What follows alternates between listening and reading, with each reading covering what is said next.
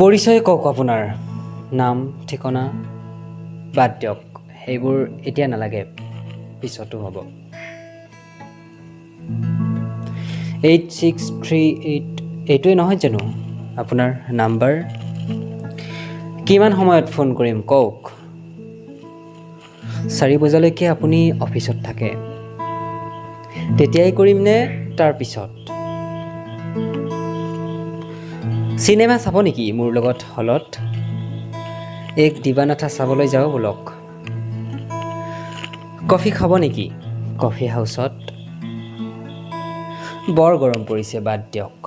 Cold drinks খাব নেকি? Pepsi, ক'ক'কলা এবটলেই হ'ব, জোঠা খাই মৰম বাৰক।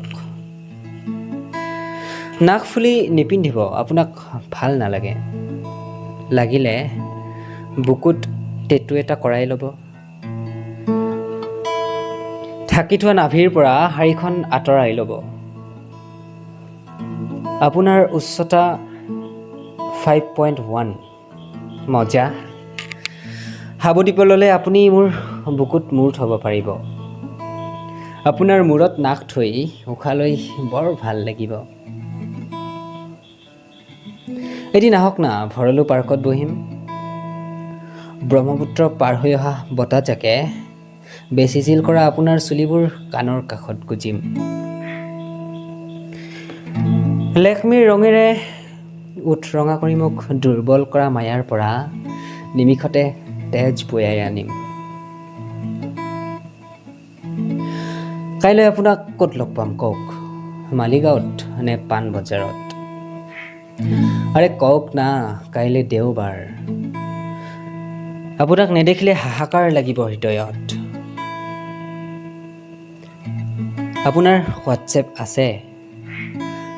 ৰাতি অকলে উজাগৰে থাকে?